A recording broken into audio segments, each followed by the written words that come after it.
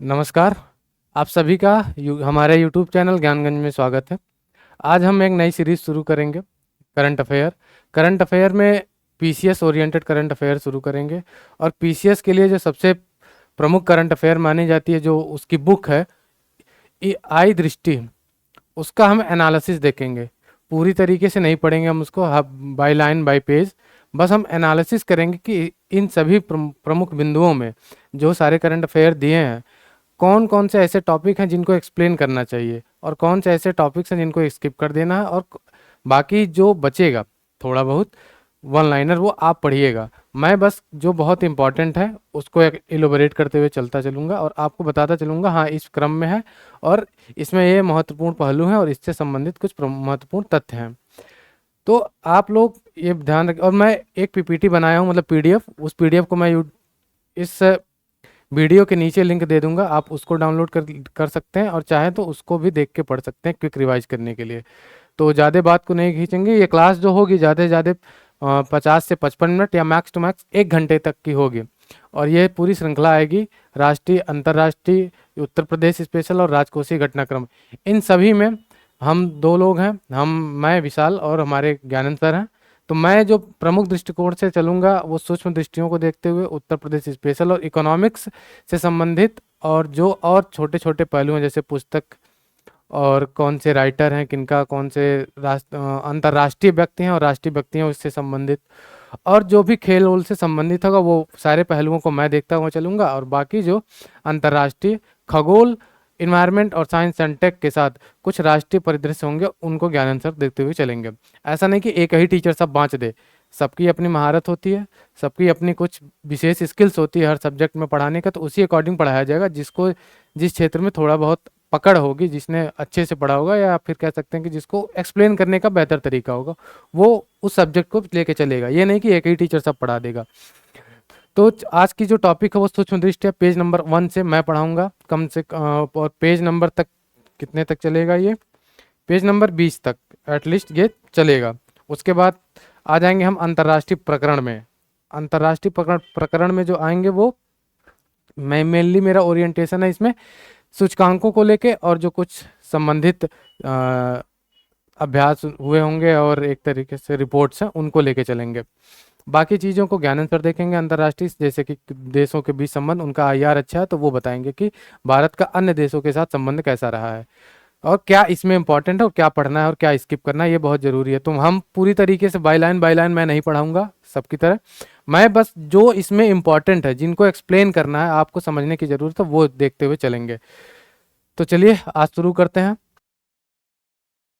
हम जो आज का जो टॉपिक है और जो जिसको मेरे हिसाब से लगा, और हो सकता है कि ये पूछ सकता है क्योंकि लाल किले से शायद प्रधानमंत्री जी ने इसकी उद्घोषणा की थी, वो है पीएम विकसित भारत रोजगार योजना की घोषणा प्रधानमंत्री ने लाल किले से की है। तो ये ज़्यादा इंपॉर्टेंट है, तो इसको हम देखेंगे कि इसमें क्या, इसके कौन कौन से प्रमुख तथ्य हैं और क्या इसमें इंपॉर्टेंट है।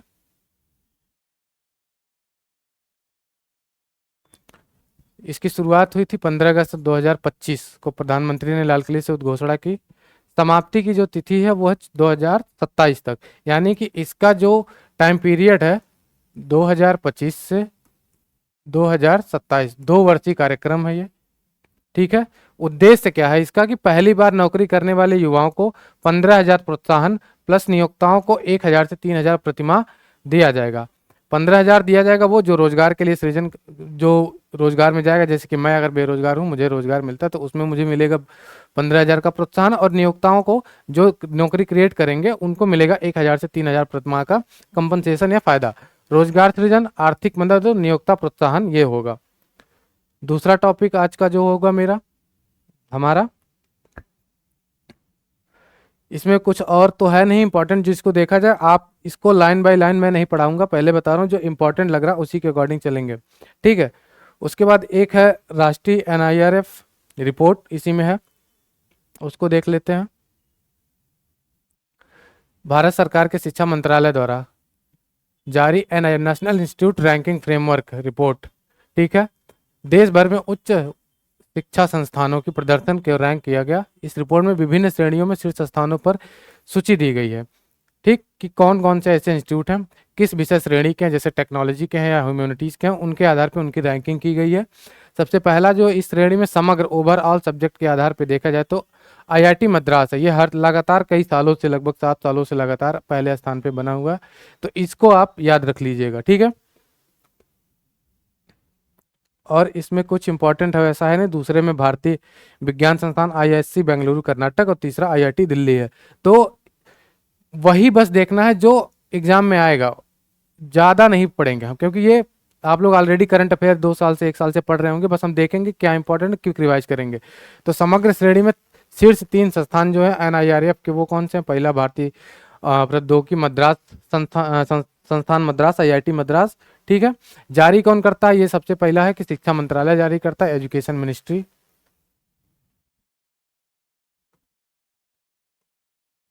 ठीक है, मिनिस्ट्री ऑफ एजुकेशन ये जारी करता है।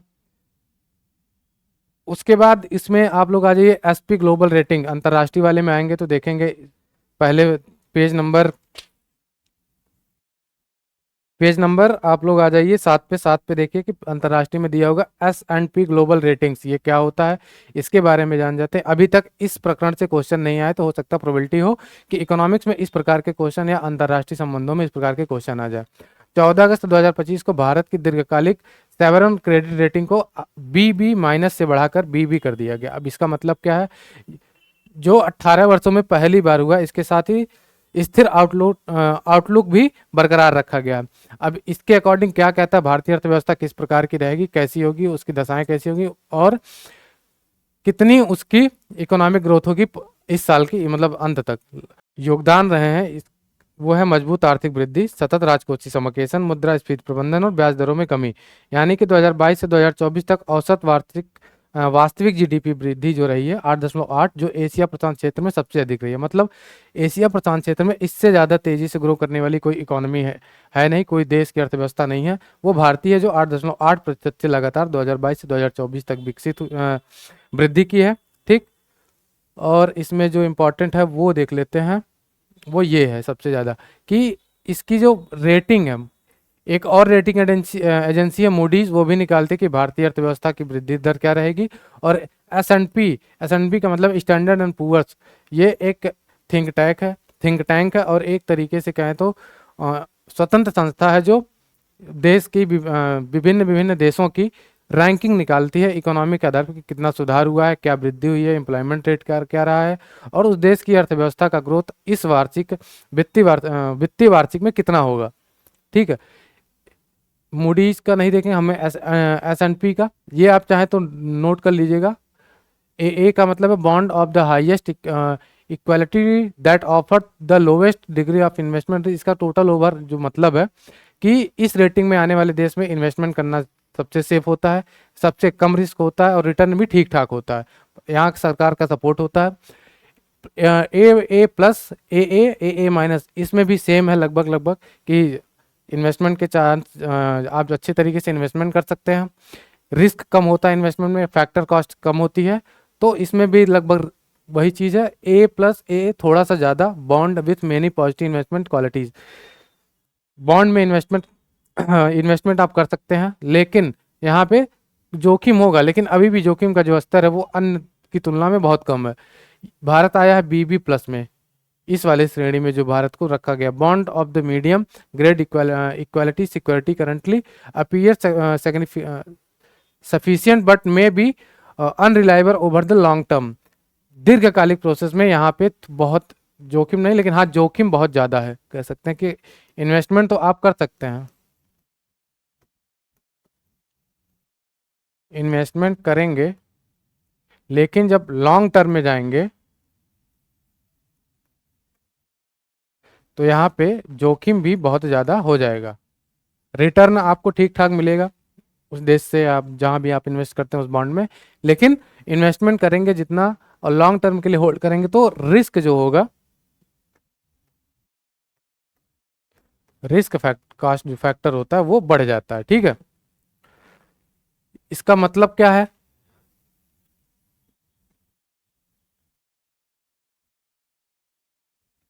ओवरऑल S&P रेटिंग में BB मानक का अर्थ है यह निवेश ग्रेड श्रेणी को सबसे निचली रेटिंग है जो किसी कंपनी या सरकार की कर्ज चुकाने की क्षमता को दर्शाती है। इसका मतलब है कि यह अभी भी निवेश के लिए सुरक्षित है, लेकिन मध्यम जोखिम हो सकता है। आर्थिक परिस्थितियों में बदलाव होने पर जोखिम बढ़ सकता है। निवेश ग्रेड यह सबसे निम्न निवेश ग्रेड रेटिंग है। ठीक है। भुगतान क्षमता यह दर्शाती है कि जारीकर्ता जैसे कोई सरकार या कंपनी वर्तमान में अपने वित्तीय दायित्वों को पूरा करने में सक्षम है कि नहीं है। तो यही है कि इन सभी प्रकार, अगर इस कैटेगरी का कोई देश है, इस कैटेगरी का देश है और इस कैटेगरी का देश है, तो यहाँ पे निवेश कम अच्छे से कर सकते हैं अगर किसी सरकारी बॉन्ड में प्रतिभूति में कर रहे हैं तो जहाँ से सरकार वो या कंपनी आपके पैसे को डूबने न दे, आपको रिटर्न दे सके। ठीक है। उसके बाद का जो टॉपिक है वो है state of world population report 2025। बहुत शॉर्ट्स में देखेंगे इसको भी।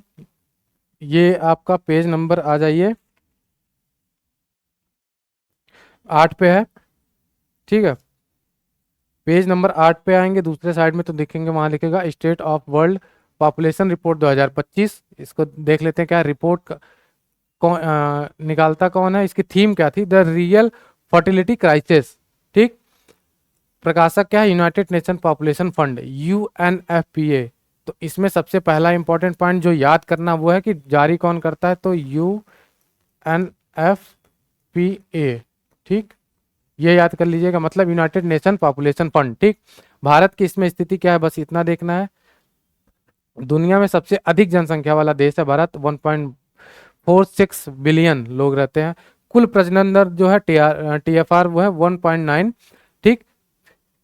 प्रतिस्थापन दर वो होता है कि इस लेवल के बाद हम मान लीजिए आज की जो जनरेशन है, यहाँ लिखा है कि प्रतिस्थापन दर 2.1 से नीचे अभी की जो पॉपुलेशन है और अभी जो प्रजनन दर मानते हैं कि ओवरऑल 3 लोग एक पुरुष, मतलब एक कपल के द्वारा 2 या 3 बच्चे पैदा किए जाते हैं। तो ओवरऑल जो पूरे भारत का निकल के TFR रखा गया है कि ये जो पीढ़ी है, हमारी जो पीढ़ी है, ये आने वाली जो पीढ़ी है उसको प्रतिस्थापित करेगी कि नहीं करेगी, मतलब हम अपने माता पिता को प्रतिस्थापित कर पाएंगे कि नहीं।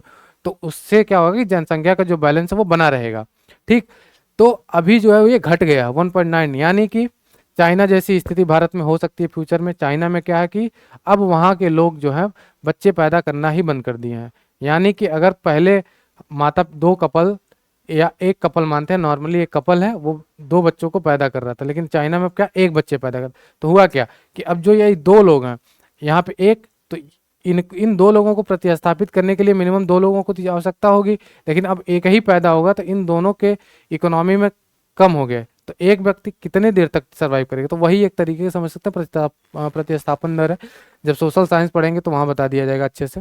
शहरी TRF 1.6 से 1.7 गिरावट चिंता का विषय। अभी शहर में लोग जो ये पेरेंटिंग से बहुत ज्यादा बचना, भागने की लोग कोशिश कर रहे हैं। दक्षिणी राज्यों में TRF केरल व तमिलनाडु में 1.8 है, शहरीकरण की उच्च और कह सकते हैं स्थिति की वजह से। उत्तर राज्य में TFR 2.1 या उससे अधिक है, 2.3 TFR है उत्तर प्रदेश में टोटल फर्टिलिटी रेट। ठीक है। SDG से संबंध, SDG 3 से स्वास्थ्य और कल्याण पे, SDG 5 लिंग समानता जेंडर इक्वालिटी, SDG 10 असमानता में कमी। ठीक। SDG एक बार हो सके तो एग्जाम में जाने से पहले सारे SDG एक बार रिवाइज कर लीजिएगा। उसके बाद है भारत में मात्र मृत्यु दर रिपोर्ट 2025 के अनुसार क्या ऐसा रहा है, तो इसको देख लेते हैं कहाँ पे है। इसी रिपोर्ट के आधार पे है, सॉरी S&P के आधार पे ही है ये भारत में मात्र MMR मात्र मृत्यु दर, राष्ट्रीय औसत MMR जो है वो लगभग 80 प्रति 1 लाख जीवित जन्म। बेहतर स्थिति वाले राज्य केरल और तमिलनाडु, गोवा, जिनका 80 या उससे कम है। चिंताजनक स्थिति वाले राज्य उत्तर प्रदेश, बिहार, उड़ीसा, इनका 150 से अधिक है। मुख्य कारण प्रसव गर्भावस्था जटिलताएं, समय से अस्पताल न पहुंचना, अन्य सुविधाओं, स्वास्थ्य सुविधाओं की कमी, पोषण में कमी, लिंग आधारित भेदभाव। ठीक है, ये इसका प्रमुख कारण रहा है। सरकारी प्रयास जो है PMMVY, JSY एंड NHM, ये आप देख लीजिएगा। ग्लोबल जेंडर गैप रिपोर्ट इसी पेज पे है, 8 पे ही, उस पे आइए, पेज नंबर 8 पे। ठीक है। Global gender gap report, UPPCS में प्रोबेबिलिटी होती है कि कम से कम 1-2 क्वेश्चन तो इस सूचकांकों से और रिपोर्टों से आ जाए और यूपी से संबंधित एक आध क्वेश्चन इस प्रकार के आ सकते हैं। तो 2 से 3 क्वेश्चन हमारे आने की प्रोबेबिलिटी रहती है। वैश्विक लैंगिक अंतराल report, global gender gap report, world economic forum. तो सबसे पहला पॉइंट इसका इंपॉर्टेंट है, कौन जारी करता है और भारत की रैंक इसमें क्या रही है। ठीक है, कौन जारी करता है, वर्ल्ड इकोनॉमिक फोरम, ये पॉइंट याद रखना है। भारत की स्थिति क्या है, और ये वार्षिक रिपोर्ट है, ईयरली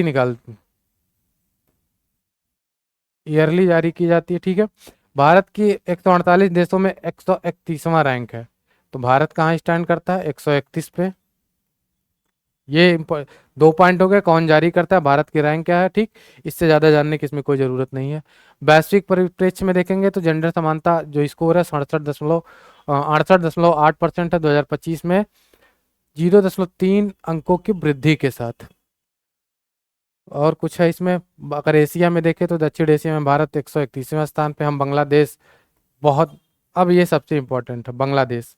बांग्लादेश कहाँ स्टैंड करता है, बांग्लादेश जो है 24वें स्थान पे है, मतलब भारत से बहुत बहुत बहुत बेहतर स्थिति में। ठीक है, लैंगिक समानता में कहाँ पे है, 24वें स्थान में है। ये मुझे भी विश्वास नहीं हो रहा था जब मैं पढ़ रहा था इसके बारे में, लेकिन ठीक है, 24वें स्थान पे बांग्लादेश है। तो हो सकता है पूछ ले तुलनात्मक रूप से, तो ये याद रख लीजिएगा, बांग्लादेश को इंपॉर्टेंट है 24वें स्थान पे। वहीं नेपाल 125, श्रीलंका 130 और मालदीव 138। सबसे लास्ट में आते हैं हमारे भाई साहब 148 पे पाकिस्तान जी। अब उसके बाद एक रिपोर्ट है सस्टेनेबल डेवलपमेंट रिपोर्ट, सतत विकास रिपोर्ट 2025 के अकॉर्डिंग इसमें कौन से प्रमुख तथ्य हैं, निकालती कौन है, SDSN, sustainable development solution network. ठीक है, इसकी स्थापना कब हुई थी, SDSN की 2012 में। एक इंपॉर्टेंट फैक्ट है, भारत की रैंकिंग 99, तो ये दूसरा पॉइंट है, 99। ठीक, ये याद रख लीजिएगा, 2024 में 109वां था। SDG स्कोर जो है 67 है भारत की। टॉप देश में फिनलैंड, स्वीडन और डेनमार्क। उसके बाद इसी पेज के से थोड़ा सा आगे चलेंगे।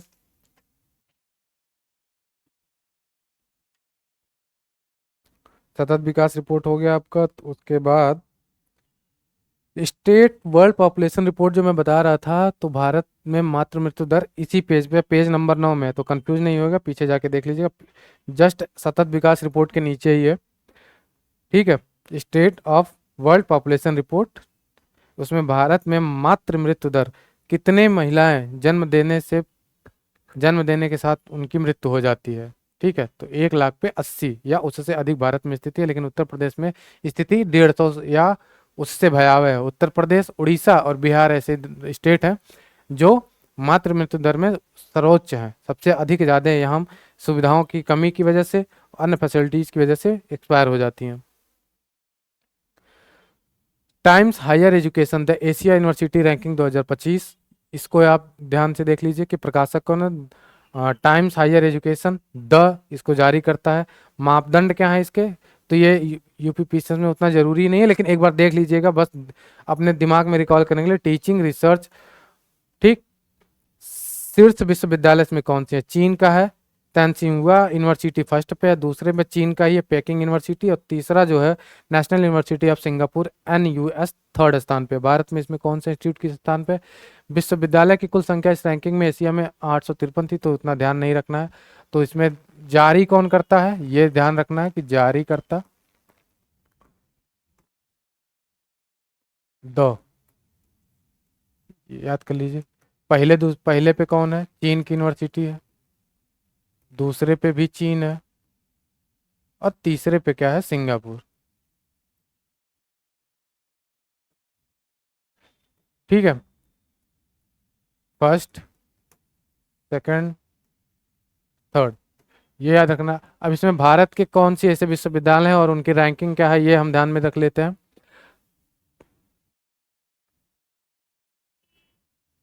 भारत के कुल 91 संस्थान शामिल किए गए थे। इस रिपोर्ट में भारत में कुल 91 संस्थान शामिल किए गए थे। टॉप में कौन से, Indian Institute of science IISc Bangalore, इसमें है 38वां एशिया में। ठीक है। अन्य प्रमुख संस्थान आईआईटी बॉम्बे, आईआईटी दिल्ली और आईआईटी मद्रास इसमें शामिल किए गए थे। भारत एशिया में थर्ड सबसे अधिक विश्वविद्यालय शामिल करने वाले देश है, चाइना और जापान के बाद। यानी कि इस रैंकिंग में अगर किस दुनिया के जितने एशिया का ये सॉरी एशिया में आने वाले देशों में सबसे अधिक यूनिवर्सिटी किस देश से इस रिपोर्ट को बनाने में लिए गए थे, तो सबसे पहले चीन, दूसरे पे जापान और तीसरे पे भारत। लेकिन भारत स्टैंड नहीं करता कहाँ पे, विश्व की टॉप 20 कह सकते हैं और टॉप 10 इंस्टीट्यूट में। उसका जो सबसे बेहतर परफॉर्मेंस रहा जिस यूनिवर्सिटी का, वो है ISC Bengaluru, Indian Institute of Science, 38वां रैंक। वहीं एनआईआरएफ में कौन है, ये याद रखिए, आईआईटी मद्रास पहले पे समग्र रूप से। वहीं लेकिन एशिया द टाइम्स, क्या नाम है, टाइम्स हायर एजुकेशन में कौन रहा, आईएससी बेंगलोर। ठीक।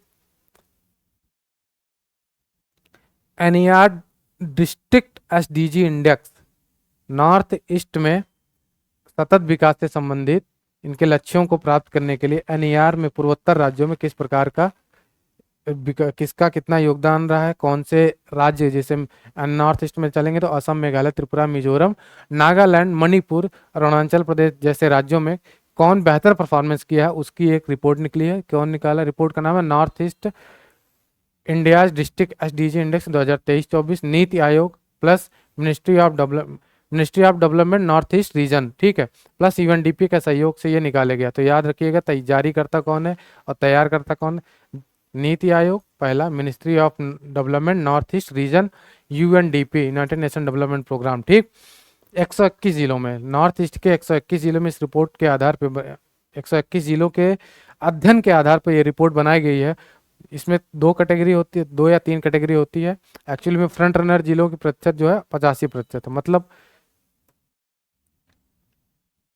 कि हाई लेवल बेहतर परफॉर्मेंस में इस 121 जिलों में 85% जिले ऐसे रहे हैं जो बेहतर परफॉर्मेंस किए हैं कि किसमें, एसडीजी गोल को प्राप्त करने में, सतत विकास में योगदान देने में, पर्यावरण के आधार पर विकास करने पे, पर्यावरण से मिलता जुलता विकास, मतलब अति प्राकृतिक दोहन, संसाधनों का दोहन नहीं किया है, बेहतर तरीके से जो विकास किया है प्रकृति के साथ जुड़ाव के साथ, वो है आपके 85% जिले। ठीक है। सर्वोच्च जिला कौन सा है, हानाथियाल मिजोरम में है, तो कौन सा है,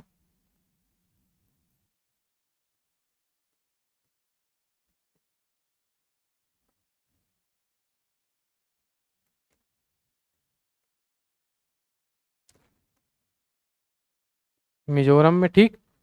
न्यूनतम प्रदर्शन वाला जो राज्य है वो है आपका अरुणाचल प्रदेश। इन सभी में जो सबसे निम्नतम है अरुणाचल प्रदेश, और सबसे पहले पे है हानाथियाल, हानाथियाल मिजोरम में। ठीक। सिक्किम पूर्वोत्तर के उन राज्यों में है जो एसडीजी की दिशा में सबसे अच्छे प्रदर्शन करने वाले राज्यों में गिना गया जाता है। ओवरऑल देखेंगे तो कौन सा राज्य जो है जो लगातार अपने सतत विकास के लक्ष्यों को प्राप्त करता हुआ है, तो वो सिक्किम है। लेकिन इस साल जो है वो मिजोरम है।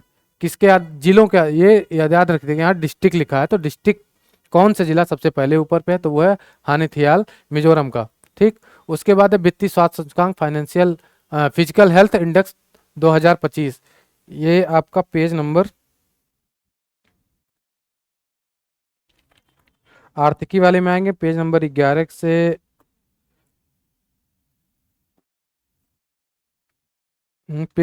पेज नंबर 13 पे आ जाइए।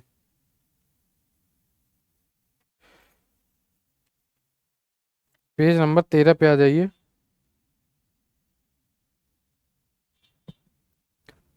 कौन प्रकाशित करता है, तो नीति आयोग।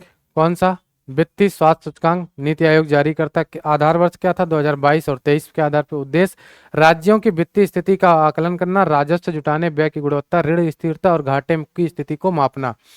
इसमें सबसे जरूरी पॉइंट जो है यूपीपीसीएस के हिसाब से वो है कि जारी कौन करता है, तो नीति आयोग। ठीक है।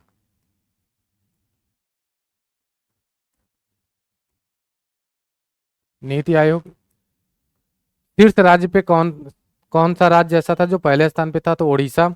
उत्तर प्रदेश की श्रेणी में है, अचीवर्स की श्रेणी में आता है। और सबसे खराब स्थिति कौन से राज्य की है, तो वो पंजाब। इसके 3 प्रमुख फैक्ट हो गए, कौन कौन से, सबसे पहला फर्स्ट पे कौन सा है, उड़ीसा। लास्ट कौन है? पंजाब। और उत्तर प्रदेश कहाँ है? यूपी कहाँ आता? तो अचीवर्स की श्रेणी में आता। ठीक है, ये याद कर लीजिए बस। India poverty and equity brief April 2025 किसने जारी किया? तो विश्व बैंक ने। तो सबसे इंपॉर्टेंट फैक्ट है कि इसको किसने जारी किया? तो जारी करता जो है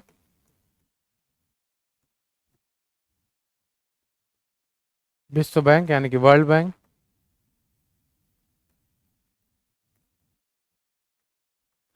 ठीक, ये इंपॉर्टेंट फैक्ट है। इस रिपोर्ट के अनुसार अत्यधिक गरीबी के लिए अंतर्राष्ट्रीय बेंचमार्क 2.15 अमेरिकी डॉलर से कम जीवन यापन करने वाले लोगों का प्रतिशत वर्ष 2011-12 से कितना था? 16.2%। ठीक, 2.15 यूएस डॉलर से कम पर जीवन यापन करने वालों का लोग, कम पर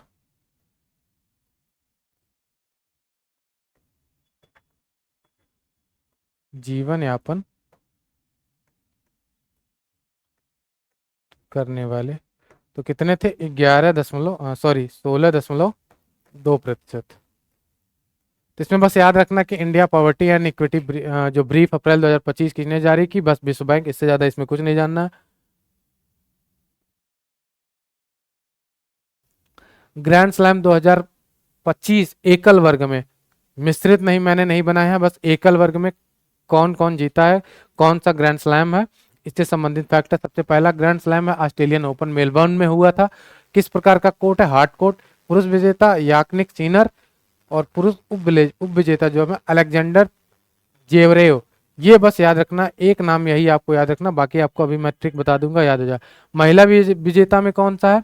मैडिसन कीज यानी कि फीमेल वर्ग की, फीमेल कैटेगरी में और मेल कैटेगरी, दो कैटेगरी है। और ये सिंगल है, सिंगल कैटेगरी में फीमेल का भी सिंगल कैटेगरी का ही रिपोर्ट ये है। ठीक है। और उप विजेता आर्याना सबालेंका, फ्रेंच ओपन, लाल मिट्टी यानी कि क्लो कोर्ट कहते हैं इसको, कार्लोस अल्कराज, याकनिक सीनर। पुरुष में विजेता जो है कार्लोस अल्कराज है, सिंगल। और पुरुष उप विजेता जो है याकनिक सीनर, इसने इसको हरा के जीता था। महिला में अगर आएंगे तो कोको गाफ, और उप विजेता जो है आर्याना सबालेंका। ये दो बार हार चुकी हैं, किसमें ऑस्ट्रेलियन और फ्रेंच दोनों में हार चुकी हैं। तो ये एक नाम याद रखने की, ये न तो ऑस्ट्रेलिया में और ना ही फ्रेंच में है। कौन? आर्याना। ठीक। विम्बल्डन लंदन में होता है, घास का कोर्ट है, याकनिक सीनर इसका विजेता है, और कार्लोस अल्कराज। ऐसा लग रहा है कि ये दोनों आपस में लड़ रहे हैं। बस फ्रेंच ओपन किसने जीता था? कार्लोस ने। और विम्बल्डन जो लंदन में, तो वो किसने जीता था? यानिक सीनर ने। बस इसका रिवर्स है कि उप विजेता में फ्रेंच ओपन में आ जाएगा याकनिक सीनर, और लंदन के उप विजेता में आ जाएगा कार्लोस अल्कराज। ठीक। महिला में आते हैं ईका क्विसातेक, और उप विजेता Amanda Anisimova. USA open hard court होता है, कार्लोस अल्कराज, याकनिक सीनर। तो दो जगह फ्रेंच ओपन है और यूएस में कार्लोस है, जस्ट उसके अपोजिट में कौन आ जाएगा? याकनिक सीनर। और ऑस्ट्रेलियन ओपन में का जो विजेता वो यानिक सीनर है, लेकिन यहाँ पे जो उप विजेता वो है अलेक्जेंडर जेरवेक। तो एक ऑस्ट्रेलियन में अलेक्जेंडर है और यूएस में याकनिक सीनर है। बाकी हर जगह लगभग लगभग सेम उल्टा होता चला जाएगा। फीमेल में आ जाएंगे महिला विजेता आर्याना सबालेंका और अमांडा एमिनीसोवा। नए राज्यपाल नियुक्तियां लगभग पिछले 6 महीने में, 6 महीने में ऐसे कौन कौन से राज्यपाल हैं जिनकी नियुक्तियां हुई हैं, कौन कौन से राज्य हैं उसमें नियुक्ति हुई है? राज्य और केंद्र शासित प्रदेश, हरियाणा में प्रोफेसर असीम कुमार घोष। ठीक है, इनकी नियुक्ति। गोवा में पुष्पाती अशोक गजपति राजू, और लद्दाख में केंद्र शासित प्रदेश जो कि काविंदर गुप्ता। इसके पहले कौन थे? मनोज सिन्हा। मनोज सिन्हा इससे पहले के गवर्नर थे, कहाँ के? आपके लेफ्टिनेंट गवर्नर लद्दाख के। ठीक है। अंतर्राष्ट्रीय प्रकरण, अब पेज नंबर आप आ जाइए। अगर इसमें से कुछ नहीं समझ में आएगा तो आप लोग हम मुझे बता दीजिएगा कमेंट बॉक्स में कि सर इस तरीके से नहीं, थोड़ा और अगर डिटेल्स पढ़ा सकते हैं। लेकिन इसको ऐसा मैं पढ़ा रहा हूँ कि बस हाँ जो इम्पोर्टेंट है वही जानना है, इससे इसमें कुछ ज़्यादा जानने की ज़रूरत नहीं है, क्योंकि ये रिवाइज है। बाकी आपने एक साल तो करंट अफेयर पढ़ा ही है बेहतर तरीके से। एक और इसमें इम्पोर्टेंट ये है कि 58वां टाइगर रिजर्व, पेज नंबर 15 पे जाएंगे। इसमें एक और थोड़ा सा इम्पोर्टेंट फैक्ट है, उसको देख लेते हैं। पेज नंबर 15 पे आ जाइए।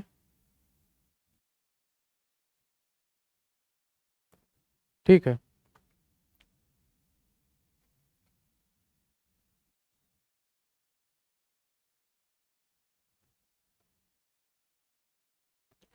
भारत का 58 58 टाइगर रिजर्व कौन है? माधव राष्ट्रीय उद्यान, मध्य प्रदेश। तो हो सकता है ये पूछ ले, तो आप इसको याद कर लीजिएगा। ठीक है। और इसमें कुछ इंपॉर्टेंट मुझे लगा नहीं, बाकी चीज़ें आप। एक और है कि ऊर्जा सांख्यिकी भारत 2020 किसने जारी की है? तो वो एनएसओ और सांख्यिकी और कार्यक्रम कार्यान्वयन मंत्रालय के सहयोग से जारी किया गया, ये एक इम्पॉर्टेंट है। नेपाल में की जो प्रधानमंत्री बनी है वो सुशीला कार्की, जनजी आंदोलन से जुड़ा हुआ है। अब आ जाते हैं हम अपने टॉपिक पे। International affair. अफेयर वो वाला अफेयर नहीं, प्रकरण है, घटनाओं से संबंध। वो वाले अफेयर में मत चली जाए कि इंटरनेशनल अफेयर हम करेंगे। अंतर्राष्ट्रीय प्रकरण। सबसे पहला कि यूनिसेफ पोषण पावर या बाल पोषण संबंधित रिपोर्ट।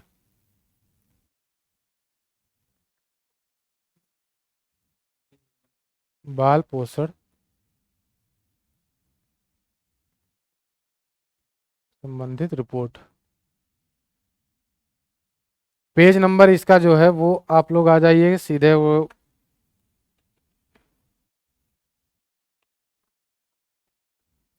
पेज नंबर 68 पे। चलिए पेज नंबर 68 पे आइए।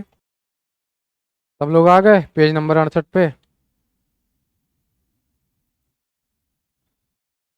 अब इसमें देखिए एक नंबर रिपोर्ट है पेज नंबर 69 में। राष्ट्रीय प्रकरण में नेपाल का जनजीय आंदोलन दिया है, तो वो ज्ञानंद सर आपको बता देंगे। आय दृष्टि में ऐसा है कि एक ही न्यूज को कम से कम 4 बार 4 जगह दे दिया गया है।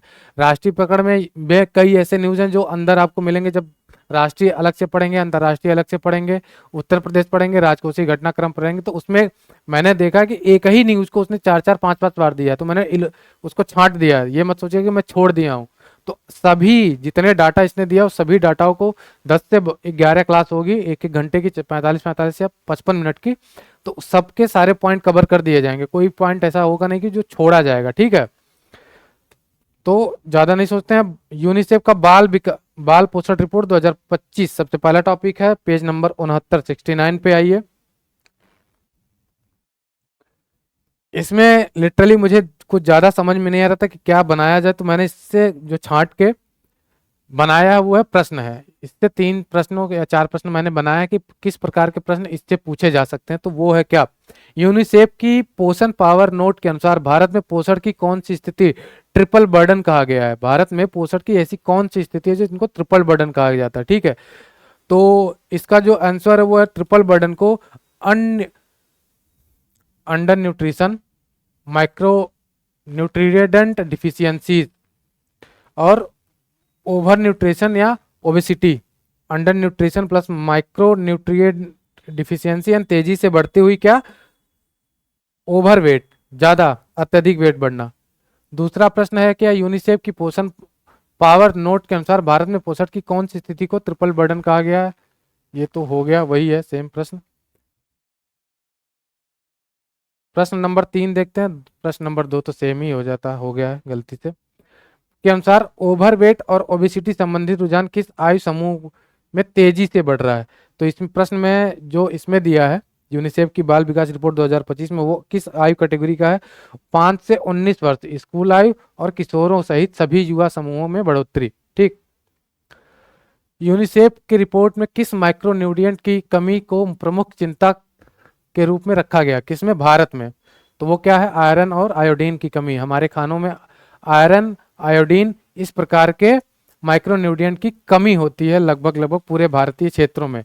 हमारा क्लाइमेट ही ऐसा है, इसलिए कोई बहुत बड़ी बात नहीं है ऐसी इन मिनरल्स की कमी होना। हमारे क्लाइमेट का जो सीक्वेंस है और हमारे यहाँ जो खाने का सीक्वेंस है, वो इस दाल चावल में आयरन देखो दाल में मिल जाएगा, लेकिन आप दिन भर दाल तो खाएंगे नहीं ना। अब IMD world talent ranking report, ठीक, 2025 world talent ranking report, international institute for management development world competitiveness centre, इसके सहयोग से ये निकाली जाती है। कौन निकल जारी करता क्या है? ये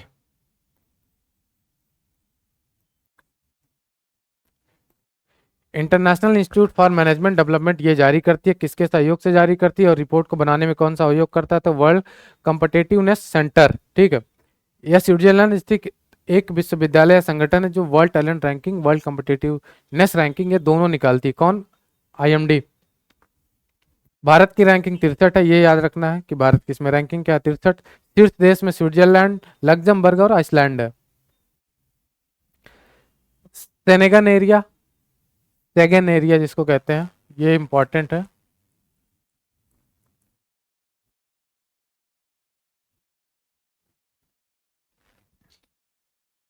पेज नंबर 74 पे आ जाएंगे। रोमानिया एवं बुल्गारिया सेगन क्षेत्र में शामिल, ठीक है। ये है क्या? इसमें और भी हैं, जैसे कि इजराइल का यमन के हूती मंत्रिमंडल, पेज नंबर 70 पे। इंडोनेशिया में व्यापक विरोध प्रदर्शन, गाजा पर इजरायली सैन्य नियंत्रण की योजना, और रूस यूक्रेन, आर्मेनिया अजरबैजान शांति, थाईलैंड कंबोडिया सीमा संघर्ष, और भारत नेपाल विवाद सीमा। ये अंतर्राष्ट्रीय प्रकरण में आएगा, देशों के साथ संबंध, उसमें ज्ञानंद सर आपको बता देंगे कि इससे संबंधित कौन कौन से फैक्ट हैं जुड़े हुए और कौन से पीसीएस के लिए इंपॉर्टेंट है, वो आपको बता दिया जाएगा। हर जगह लगभग लगभग एक ही फैक्ट को कई बार दिया है, तो हम उसको छोड़ चुके हैं और छोड़ रहे हैं, वो अंतर्राष्ट्रीय प्रकरण में आपको पढ़ लेना होगा। जब सॉरी अंतर्राष्ट्रीय संबंधों में जब हम पढ़ेंगे तो वहां आपको पढ़ा दिया जाएगा। अभी ये सेगन क्षेत्र, इसको हम देख लेते हैं क्या है ये क्या नहीं है। परिभाषा क्या है कि सेगन एरिया एक यूरोपीय क्षेत्र जहां सदस्यों के बीच सीमाओं पर कोई कड़ा सीमा नियंत्रण नहीं होता, visa free, visa free, without passport,